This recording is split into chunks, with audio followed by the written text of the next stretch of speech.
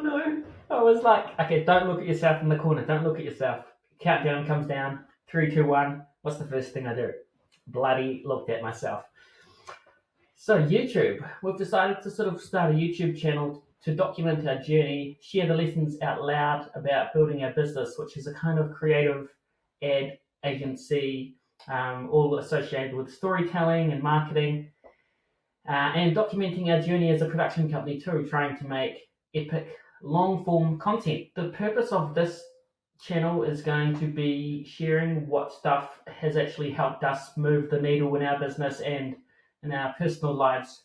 So rather than just regurgitating information which can be said by, proper experts, I want to share lessons that have been valuable to me and that I think would help other people. And the first video, I want it to be about values. I've actually made some little notes. I've been writing a lot. So the story I wanted to share first was about why I discovered that I needed to work out what my values were, and it's quite a bizarre story. So I was in a relationship with this girl. The relationship was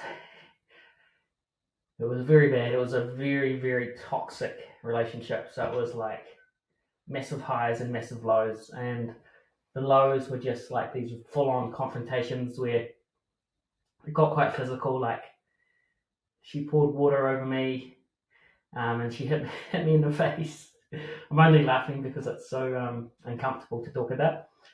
I was no angel as well. Like I didn't hit her, but it was a really tough time for myself. So anyway, I ended up just hitting rock bottom, and she ended up calling the cops on me one day, which is another story entirely. But basically, like I spiraled so far out of control, I just couldn't believe it that I got that far. So I started going to therapy to work out like how I could deal with her, how I could sort of make the relationship work, working out whether that was a possibility, and most importantly, working out how the heck I got into that situation in the first place.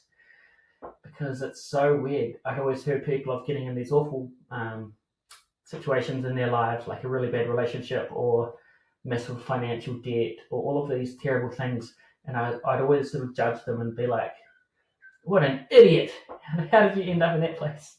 And then it happened to me. So I kind of made a vow to myself that I would never, ever get in that position again. So that was about 6 years ago now. And I can happily say, like, I've not even got close to that situation. And a lot of that has come down to identifying what my values are. And it's really been super, super valuable for myself knowing what my values are. So just going to make a quick video about how I actually found them, what they are, and how other people can do the same. So firstly, what are values? This is my notes. A value is a principle or standard of behavior, one's judgment of what's important in life. So at any given moment, we're always living by our values. So there's this great book. There's 2 books that I recommend. The first is this one called The Confidence Gap. The second is this one called The Values Factor. And this is a couple of snippets from the book. So values are what give us inspiration and motivation to persist, to do what needs to be done when the going gets rough. Values, goals are like destinations. So let's say you want to climb a mountain. Your values are your compass, and then the goals are like the things that you tick off along the way, like crossing a river, like buying some skis, getting fit. But the values are those things that just keep you heading in the right direction. And this is an exercise that I did, which is really cool. This is a list of like 100 values, as you can see: accountability, accuracy, execution, fairness, family feedback, significance, speed, spontaneity. What you can do is you can go through and you can actually work out which values are important to you, which is quite a fun activity. And what I found when I did it was I could tell straight away which ones suited me. I was like, boom, that's me. Boom, that's me. So it's pretty fun. So this is my values here.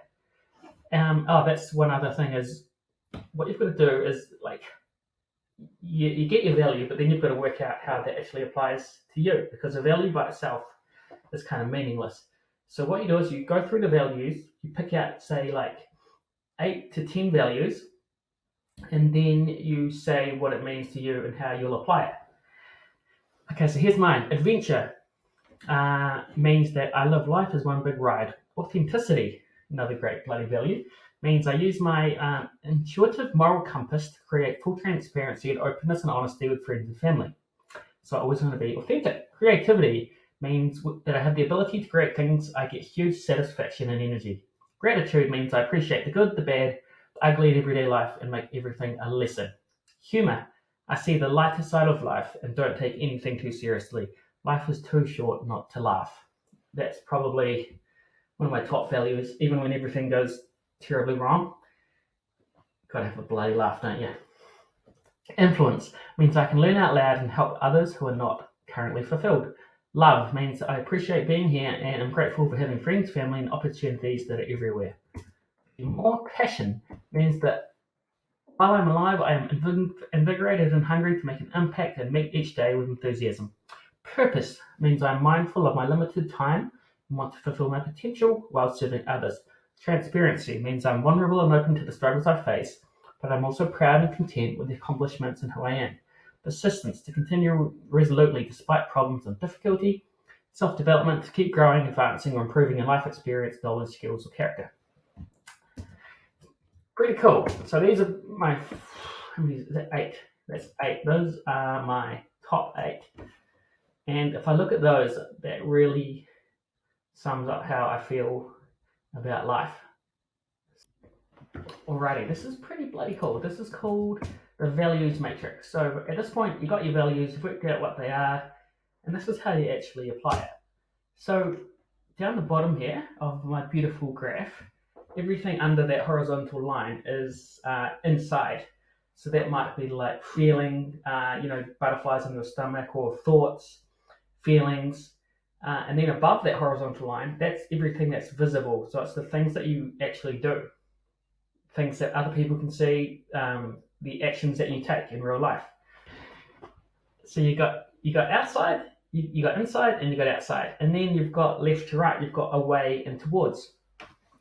Now this is where it gets cool. So I'll do the bottom bit first. So on the right hand side, under towards, down the bottom, you have who and what's important to me. So what are the things that are important to you? So that might be like family, friends, career. Then you would have your values. So mine would be gratitude, adventure, freedom, blah, blah, blah, blah, blah. And then on the left-hand side of under away, you have what stuff gets in the way. So for me, it might be like impulsive desires, anxiety. And then the top left quadrant, now remember we're in the physical world. This is what happens. What do I do to move away from these thoughts and feelings? So let's say I'm feeling like anxious about something.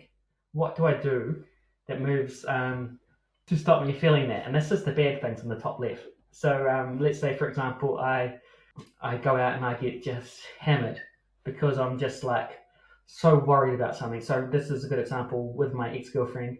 I might have been just so worried that what she was going to do next or what the next argument was going to be. I just go out and I wanted to forget about it. So I just be like, get me an espresso martini, get me another, just having a few and just kind of dulling the feelings. So that's the upper left quadrant. That's the things that are sort of moving you away.